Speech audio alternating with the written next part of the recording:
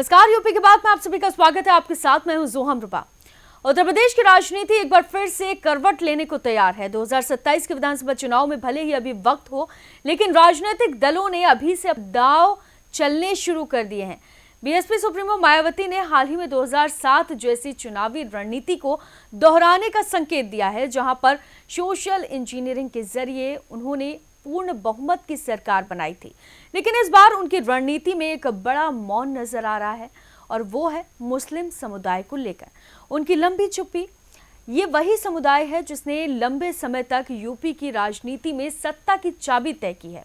ऐसे में सवाल उठता है कि मायावती की चुप्पी क्या एक सोची समझी रणनीति है या फिर सियासी जोखिम। आप देखिए इस रिपोर्ट में।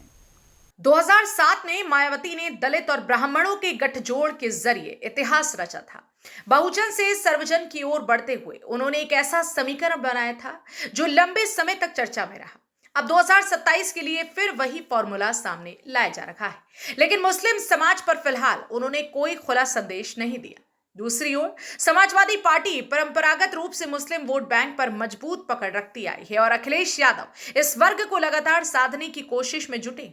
बीजेपी भी पीछे नहीं है।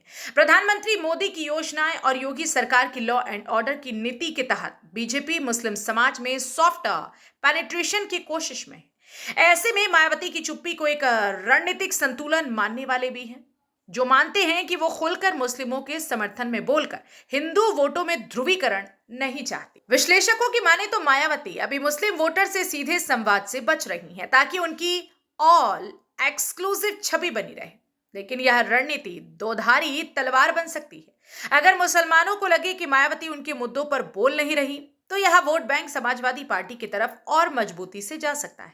दूसरी ओर बीजेपी इस स्थिति का फायदा उठाकर विपक्ष के मुस्लिम वोट बैंक में सेंध लगाने की कोशिश करेगी, खासकर महिला मुस्लिम वोटर्स के बीच सरकारी योजनाओं के जरिए। अब चुनावी समीकरण यही पूछ रहा है, क्या मायावती इस बार भी 2007 जैसा करिश्मा दोहरा पाएंगी या उनकी रणनीतिक चुप्पी उन्हें नुकसान पहुंचाएगी? तो 2027 का चुनावी संग्राम अब सिर्फ सीटों का नहीं, बल्कि रणनीति, समुदाय और नब्ज और संदेश की लड़ाई बन चुका है। मायावती के पास अभी वक्त है कि वो चाहें तो मुस्लिम समाज को लेकर स्थिति साफ कर सकती हैं या फिर टिकट बंटवारे के जरिए संदेश दे सकती हैं। लेकिन अगर ये चुप्पी बरकरार रही तो इसका सीधा फायदा उठा सकती है एक पार्टी। आपको बता दें कि अपने ढंग से इसे बुना सकती है बीजेपी भी और सपा भी।